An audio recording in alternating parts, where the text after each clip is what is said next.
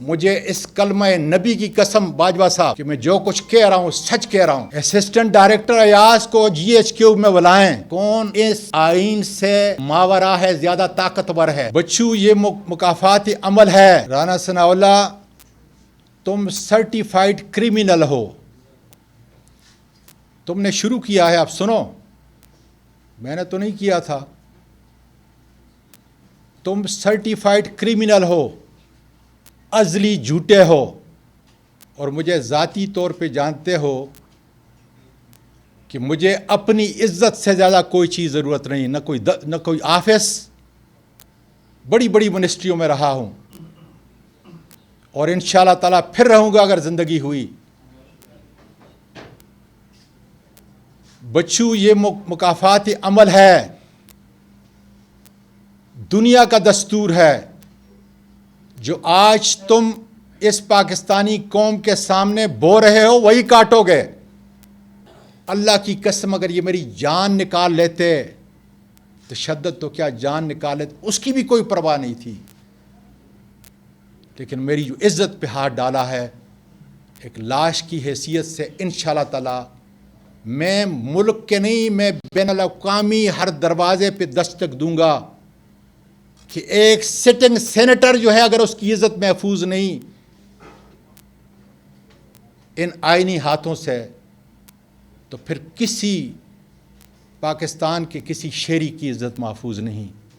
یہ قانون major general Faisal کے لیے نہیں ہے، وہ اس سے ماورا ہے، اوپر ہے، اور یہ سیکٹر کمانڈر فیصل کے لیے بھی نہیں۔ باجوہ صاحب میں ایک عرض کر رہا ہوں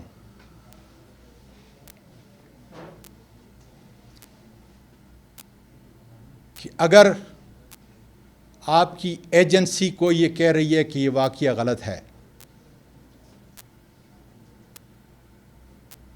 تو پھر میں بتاتا ہوں کہ یہ سیاست نہیں، میرے اور میرے خاندان کی عزت پہ ہاتھ ڈالا ہے۔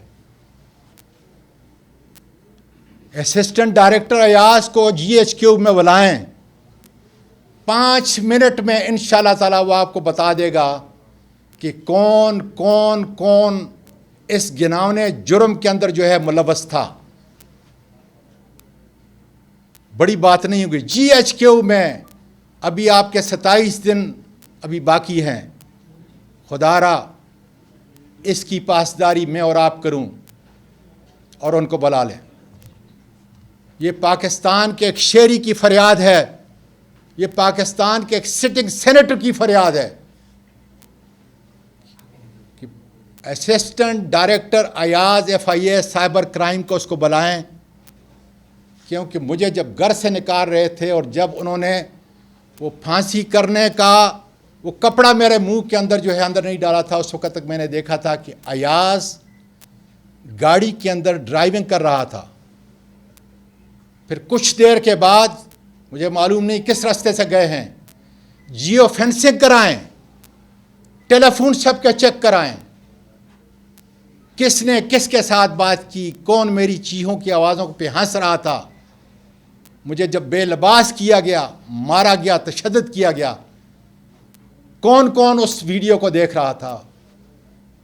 کوئی بڑی بات نہیں، بڑی بڑی چیزیں میرے ملک کی ایجنسیوں نے، یہ پریمیئر ایجنسیوں نے ڈسکور کی ہیں، بڑے بڑے دہشت گردوں کو ٹھکانے لگایا ہے۔ اور اگر میں یہ جھوٹ بولتا ہوں تو اللہ تعالیٰ مجھے اس کی سزا دے گا۔ آؤ میں سچ کہہ دیتا ہوں کہ بسم اللہ الرحمن الرحیم، لا الہ الا اللہ محمد رسول اللہ۔ مجھے اس کلمہ نبی کی قسم باجوہ صاحب کہ میں جو کچھ کہہ رہا ہوں سچ کہہ رہا ہوں۔ انہوں نے گھر کے اندر بھی مجھ پہ تشدد کیا، انہوں نے جو ڈرائیور کے ساتھ ایک آگے اور 2 پیچھے اور مجھے درمیان میں میرے سر کو ڈانپا، سارے رستے پہ مجھے مارتے رہے، میری چیخوں کی آوازیں ریکارڈ کرتے رہے، ویڈیو بناتے رہے، پھر رستے میں کسی ایک جگہ پہ جو ہے نامعلوم جگہ پہ جو ہے مجھے لے کے گئے۔ وہاں پہ مارا اور زبردستی جو ہے میرے کپڑے اتارے. یہ 74 سال کا پاکستان کا شہری ایک فریادی کی حیثیت سے ساری ایجنسیوں سے کہہ رہا ہے یہ آپ کی بدنامی کا ذریعہ میں نہیں بن رہا, سیاست نہیں کر رہا, میں اپنے انسانی حقوق کی پاسداری کے لیے جنگ لڑ رہا ہوں. میں ایک زندہ لاش ہوں, لیکن میں یہ کہتا ہوں کہ آئندہ کسی میری وجہ سے, میرے اس عمل کی وجہ سے, میری اس قربانی کی وجہ سے, میرے خاندان کی قربانی کی وجہ سے, اس کرب سے شاید آنے والے کسی صحافی کی, کسی شہری کی, کسی پروفیسر کی, کسی جرنیل کے کپڑے جو ہے نہ اتریں. میں اس لیے یہ جنگ لڑ رہا ہوں. اور انشاءاللہ تعالیٰ میں ارشد شریف کی طرح باجوہ صاحب شہید نہیں ہوا, میں زندہ ہوں. اپنے آدمی میرے پاس بھیجیں تاکہ وہ تفتیش کر سکیں کہ اتنا گناؤنا کھیل پاکستان کے سینیٹر کے ساتھ, سینیٹر کے ساتھ کس نے کیا ہے. اب میں آتا ہوں chief justice of Pakistan supreme court سے گزارش کرتا ہوں, میں گزارش کر رہا ہوں کہ میرے سی سی ٹی وی کیمرہ کو فوری طور پر عدالت عظمیٰ اپنے تحویل میں لے, اس کا فرینزک آڈٹ کرائے, تاکہ یہ پتہ چلے کہ میں کسی میٹرس کے اوپر پڑا ہوا تھا یا میں کھڑا تھا اپنے درخت کے نیچے. چیف جسٹس صاحب وہ اتنا سوفسٹیکیٹڈ سسٹم ہے کہ ایک پرندہ بھی اگر اس کی ضد میں آتا ہے, ایک مرغی بھی میرے گھر کے اندر چلتی ہے, اس لیے کہ رات کو پورا سولر سسٹم آن ہوتا ہے, دن سے زیادہ وہاں روشنی ہوتی ہے. اس لیے اگر انہوں نے وہ ٹیمپر نہیں کیا تو وہ ریکور کریں, فرینزک کے لیے دیں. ایک ایک چیز اس سے مل جائے گی. میری آدھی شہادت میرے سچائی کی اور حقائق کی, میری اس قسم کے بعد اپنے پروردگار کے سامنے جو میں نے قسم کی کہ اللہ تعالیٰ نبی کریم صلی اللہ علیہ وسلم میری شفاعت نہ کریں, اور ان کی شفاعت کے بغیر میرا ابدی نجات ناممکن ہے. اس لیے وہ سارے لوگ جو میرے گھر کے اندر آئے ان کی شناخت ہو جائے گی. وہ سارے لوگ جنہوں نے مجھے گھر کے اندر تشدد کیا ان کی شناخت ہو جائے گی. میں کہاں تھا اس کی شناخت ہو جائے گی. کتنی گاڑیاں آئیں, کس گاڑی میں مجھے بیٹھ کے لے کے گئے, کس وقت آئے اور کس وقت گئے. یہ سارا ایک قانون دان کی حیثیت سے کہتا ہوں کہ بڑا ضروری ہے. اور پھر میں پوری اپنی قوم کو یہ بتانا چاہتا ہوں کہ میں نے صرف جرم کیا ہے ایک ٹویٹ, ایک بڑے پاورفل آدمی کے متعلق. اور میں سینیٹر ہوں, میں سپریم کمانڈر آف پاکستان جو آرٹیکل 243 کے تحت صدر پاکستان ہے, میں اس کے خلاف بھی کہہ سکتا ہوں. اور اگر یہ جرم ہے تو عدالت ڈیو پروسیس کے ذریعے مجھے کیفر کردار تک پہنچا سکتی ہے, مجھے سزا دے سکتی ہے. کوئی اور طاقتور آئینیات اس سے بالا تر نہیں. اس لیے میری آدھے کیس کی شہادت وہ سی سی ٹی وی کیمرہ, اور پھر میں آپ کے میڈیا کے ذریعے پوری دنیا کو بتانا چاہتا ہوں کہ مجھے یہ بتائیں کہ جس میجسٹریٹ سے سرچ وارنٹ لیا ہے, ٹویٹ سے متعلق جو ہے جو ڈیجیٹل چیزیں ہیں وہ ریکور کرنے کے لیے سی سی ٹی وی کیمرہ کی ریکارڈنگ اور بیک اپ بھی میرے لوگوں کو مار کر جا کر بتایا بیک اپ کدھر ہے, وہ بھی سارا نکال کے لے کے گئے ہیں. تاکہ کیا وجہ, تاکہ ان کی شناخت نہ ہو جائے, اور یہ سارا جتنا شہادتیں ہیں اس کو ہم ٹیمپر کر کے ختم کر دیں. اس لیے یہ ضروری ہے کہ پاکستان کے شہری اور سینیٹر کے ساتھ انصاف ہو سکے. چیف جسٹس صاحب ڈاکٹر بابر ایوان جو میرے وکیل تھے، مجھے جب عدالت میں پیش کیا گیا انہوں نے میرے کپڑوں کی حالت جو ہے بتائی، مٹی سے بھرے ہوئے تھے، پھٹے ہوئے تھے، اس کے اوپر FIA نے ایک کوڈ دیا تھا، میں نے لگایا تھا. یہ ساری چیز جو ہے مجسٹریٹ صاحب کو بتائی اور بتایا کہ وہ میرے زخم کو دیکھیں کتنے ہیں اس وقت. میں نے تو US کے اندر جو ہے ڈاکٹر آف جورسپروڈنس کے بعد اور اٹارنی ایٹ لا کے بعد جو ہے پریکٹس کی ہے کہ جوڈیشل نوٹس ہوتا ہے. میں ان سے نہیں، میں آپ سے گزارش کر رہا ہوں، عدالت عالیہ کے چیف جسٹس اسلام آباد سے گزارش کر رہا ہوں،